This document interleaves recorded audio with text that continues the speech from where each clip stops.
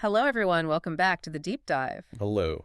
It is so wonderful to have you with us again. We are ready to unpack another topic that seems pretty simple on the surface, Right. but is actually full of these interesting little details. It's great to be here. And honestly, today's topic is one that I think causes a surprisingly high amount of anxiety for people. Oh, for sure. We're talking about food, yes, but specifically, we're talking about the performance of ordering food in a restaurant. That is such a good way to put it. It is a performance. You know, I love food. I love eating out. Me too. But there is always that tiny moment of panic when the waiter walks up and you have to switch your brain into English mode and just hope you don't say something weird. Completely. It is the pressure of the interaction. Yeah. You're hungry, maybe it's a little loud, the waiter's busy. Yeah. So today, we're going to slow that whole process down. And we're using a really comprehensive breakdowns from the Mr. English channel as our roadmap. It's a great source because it doesn't just give us, a list of words like fork and spoon. Yeah. It actually walks us through the chronology of the meal from the moment you push open that front door Right. to the moment you walk out. And that is absolutely the best way to learn this stuff. Yeah. Context is everything. So our mission today is to turn you, the listener, into a pro. I like that. We want you to feel confident, not just competent. Right. I want you to really enjoy the experience of dining out in English. Okay, so let's set the scene. It's Friday night. You're hungry. It's all great. You've decided to go to that nice place down the street. You walk through the door. What is the first hurdle? The first hurdle is the greeting.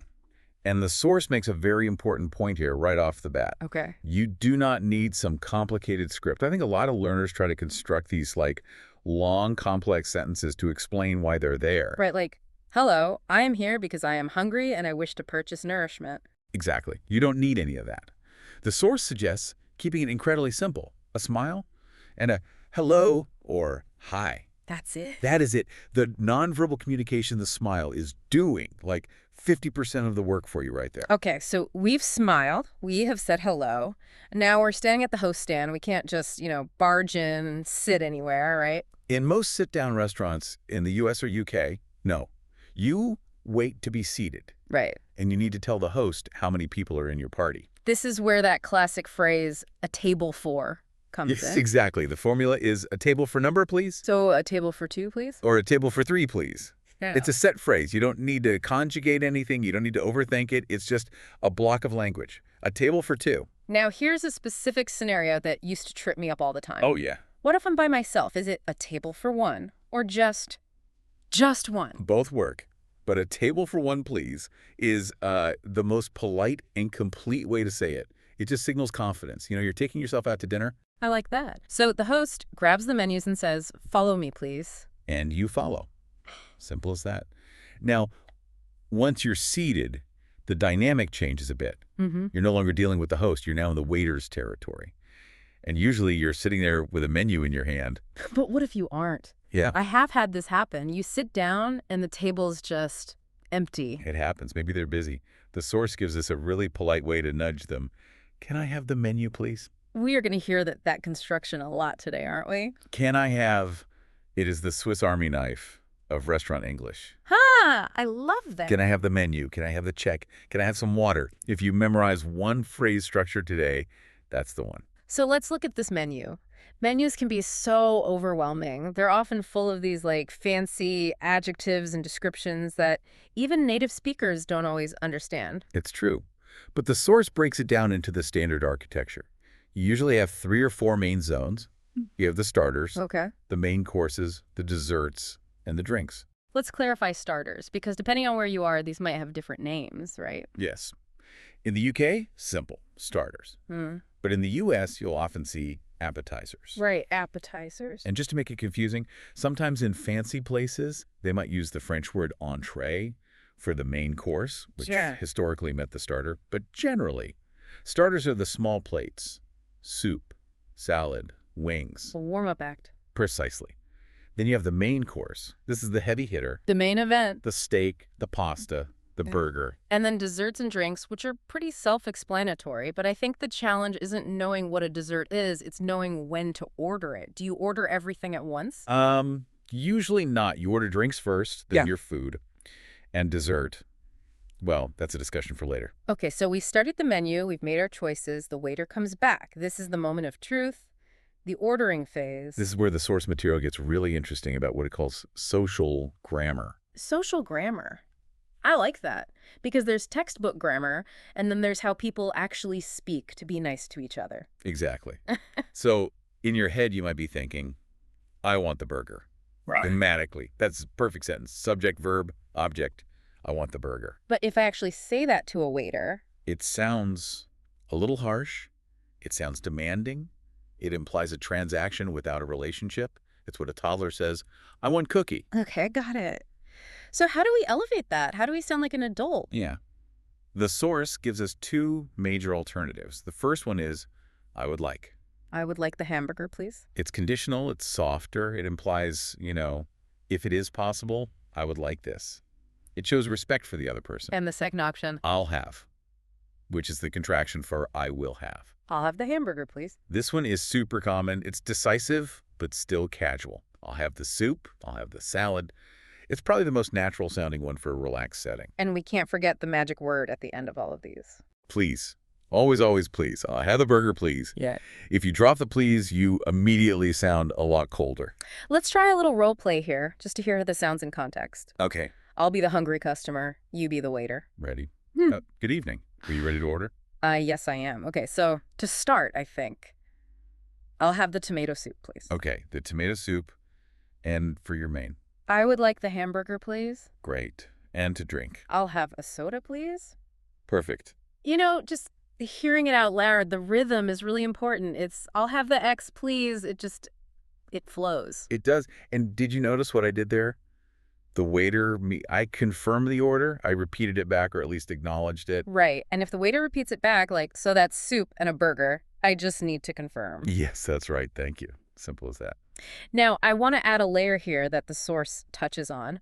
What if I'm not ready? Oh, yeah. The waiter comes over, but I'm still reading. This is a high pressure moment. Mm. You don't want to make them wait, but you also don't want a panic order. Exactly. You just say, just a minute, please. Just a minute, please. It buys you time. Oh. And because you said please, the waiter isn't annoyed. They'll just say, sure, and walk away. Okay, so the order is in. The pressure is off. We're relaxing. The food arrives. The waiter puts the plate down and says, enjoy your meal. And you just say, thank you. Now we're eating. The food is great. But then the waiter comes back. This is that American style of service where they check on you, right? Yes, the check back, they'll ask, is everything okay? Or how is everything? And usually my mouth is completely full of food when this happens. Every single time. It is a law of the universe. Ah. But assuming you can speak, you have a social obligation here. Even if the food is just okay, we usually say, yes, everything's fine, thank you. But what if it's really, really good? The source mentions a specific word to use if you want to be extra nice. Delicious. You can Yeah. say, it's delicious. It's delicious. Waiters love hearing this. I mean, it validates their service. It just creates a warm atmosphere at the table. Now let's play devil's advocate. What if I need something? Let's say I drop my fork on the floor, or I finish my water. Right. I can't just scream, waiter! Right. Definitely not. Please do not snap your fingers or yell waiter. That is considered very, very rude. So what is the strategy? The source outlines a polite three-step move. Step one is eye contact. You just look for them, you try to catch their eye. Okay, I've made eye contact, now what? Step two, you say, excuse me, not loud, just enough for them to hear you. Excuse me. And step three, you use that can I have phrase again. The Swiss Army knife? Can I have some more water, please? Or Well- can I have another napkin, please? It really is about softness. Can I have instead of give me? Always. Give me is a command. Can I have is a request. So we finished the main course, the plates are cleared. The waiter might ask, would you like to see the dessert menu? And if you have room, you say, yes, please. And then you order that chocolate cake using the same structure. I'll have the cake, please. But eventually, all good things must come to an end. We have to pay. And this is where the vocabulary splits, depending on which side of the Atlantic you're on. Right. The source highlights this distinction. It's the piece of paper with the price on it. In the UK. It's usually called the bill. So, can I have the bill, please? And in the US. It's usually the check. Can I have the check, please? But if I say bill in New York, are they going to understand me? Oh, absolutely. They will know exactly what you mean, but check is just the local word. Okay. Now, let's talk about the payment moment itself. because the source brings up a really useful phrase for the mechanics of paying. Do you take credit cards? Do you take credit cards? Most places do, of course. But it's a good phrase to have in your back pocket, especially in smaller cafes or if you're traveling. And when you hand the card or the cash over, you don't just stay silent. No.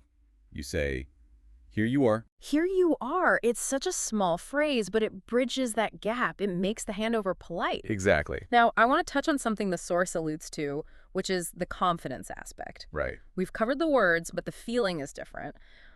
What advice does the source give for someone who is just really nervous? There are 3 really good tips here. The first one is keep it simple. What does that mean in practice? It means if you're a beginner, maybe don't try to order the most complicated dish on the menu with a name you can't pronounce. Okay, that makes sense. Stick to the basics. I'll have the pizza. I'll have the fish. Build your confidence on the easy wins first. Don't try to run a marathon before you can walk. Exactly.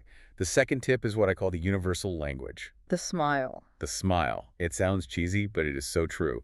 A smile cuts through a thick accent. A smile cuts through a grammar mistake. If you say, I want burger, but you say it with a huge warm smile, the waiter will probably just smile back. It signals that you're friendly, even if your language isn't 100% perfect. Right. And that leads to the third point. Mistakes are okay. We all need to hear that. You're going to make mistakes. You might pronounce vegetables wrong. You might say bill instead of check. Yeah. Doesn't matter. The waiter wants to sell you food. They're on your side. Yeah. They aren't grading your grammar. That's maybe the most important takeaway. It's an interaction, not a test. Precisely. Okay, before we wrap up, I want to do a slightly more advanced role play. We did the easy one, but let's do the whole flow fast. Let's do the whole flow fast. Let's see how much language we can pack into 30 seconds. Okay, I'm ready. I am the waiter again. I'm entering the restaurant. Hi there. Welcome. Right this way. Here is your menu. Thank you. Excuse me. Can I have some water while I decide? Sure. Pause. Are you ready to order? Yes. I'll have the chicken salad to start, and for the main course, I'd like the steak, please. How would you like that cooked? Medium, please? Pause. Here's your steak. Enjoy. Thank you. Pause. It's delicious. Glad to hear it. Can I have the check, please? Here you are. Thank you. Goodbye. Goodbye. See? When you string it all together, it's actually very logical. It's just a series of questions and answers. And notice you threw in a medium, please, for the steak. Well, That's that extra level of detail. right. We can't cover every single variable, but once you have the structure, I'll have, can I have, please? You can slot any word into that. Can I have the ketchup? Can I have the salt? The structure saves you. It really does. You know, talking about all this food is having a predictable effect on me. You're hungry. I'm starving. The source mentioned that tomato soup, and now I can't stop thinking about it. I'm still thinking about the pizza. A big pizza with cheese and mushrooms. We are definitely going to lunch after this recording. 100%. But before we go eat, we have a few favors to ask of you, our wonderful listeners. Yes. If you found this breakdown helpful, if it made you feel a little bit more confident about walking into a restaurant, please subscribe to our show. We have so many more deep dives coming up that will help you navigate English in the real world. And if you liked this deep dive, or if it just made you hungry, please hit that like button. It really helps other learners find us. And speaking of other learners, if you have a friend, a colleague, or a family member who's learning English, please share this with them. Send them the link. It might be just what they need to feel better about their next meal out. And make sure your notifications are turned on. You don't want to miss the next one. We also want to hear from you in the comments. We have a question for you today. Yes, we want to know. What is your absolute favorite food to order at a restaurant? Are you a burger person? A pasta person? Do you love sushi? Let us know in the comments. You can even use the phrase, I'll have, if you want to practice. I'll have the sushi. I like that. Well, this has been fun. And now I am going to go find some food. Me too. Thank you all so much for listening. Keep practicing, keep smiling, and enjoy your next meal. We can't wait to see you again next time. Bye for now. Bye for now.